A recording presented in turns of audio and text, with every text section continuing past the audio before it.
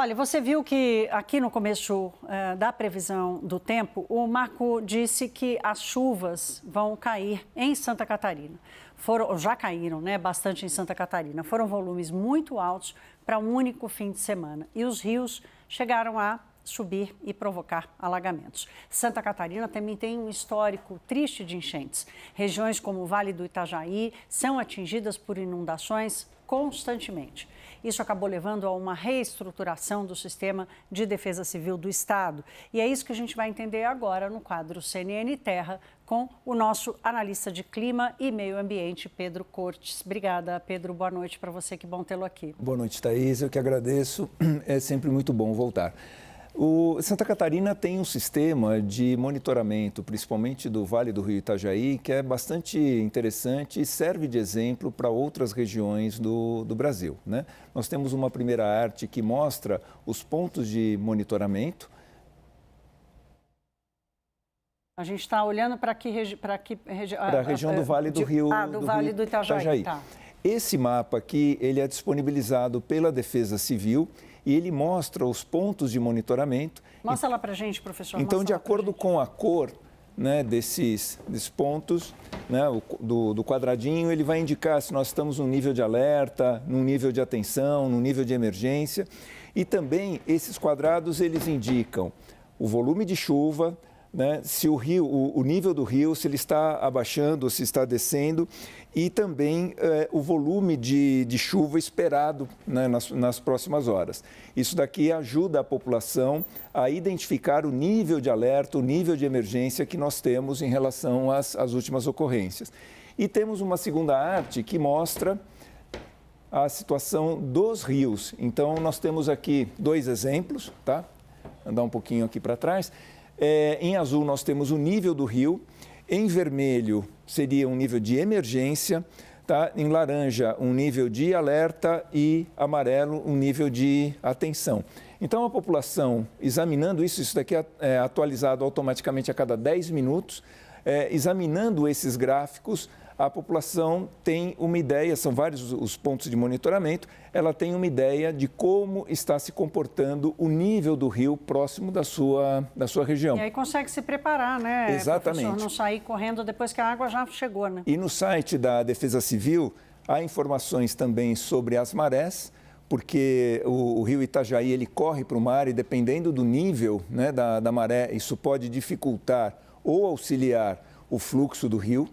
Também há as previsões meteorológicas e a situação, por exemplo, dos abrigos. Quais os abrigos estão abertos, se eles estão com vaga, se eles estão lotados. Então, uma série de informações que a população pode facilmente verificar. É claro que isso também é junto com obras de regularização do fluxo do rio Itajaí. Então, há espécie de barragens que controlam esse fluxo.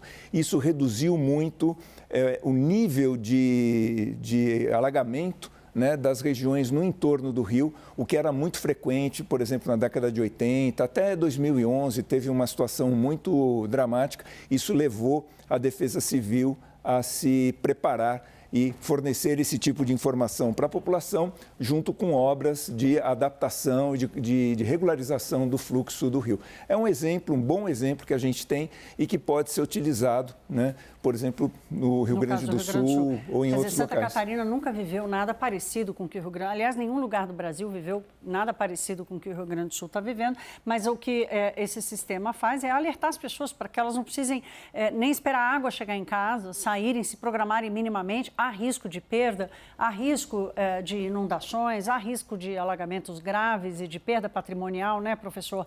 Mas há algum tempo para que se organizem. Mas há uma redução significativa da perda de vidas.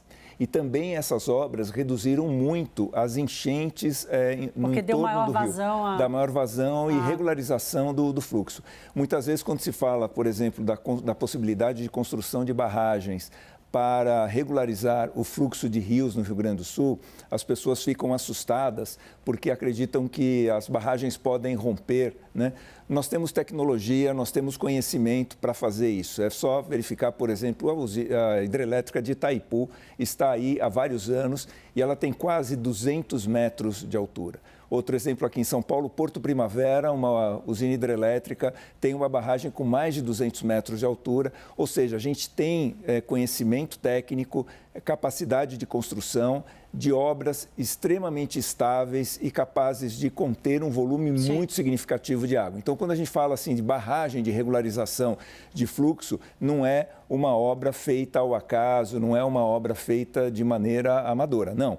São obras significativas, né, baseadas em todo o conhecimento que a Engenharia Nacional tem e a Geotecnia Nacional tem para a elaboração desse tipo de obra. Nós temos a nossa principal fonte de geração de energia elétrica a hidrelétrica. São as hidrelétricas e elas estão estáveis, mesmo, só para encerrar, mesmo Itaipu, quando o Rio Paraná tem um volume muito significativo, ela está lá, está resistindo, está forte, né, há várias décadas. É isso que a população quer saber. Obrigada, professor. Eu que agradeço.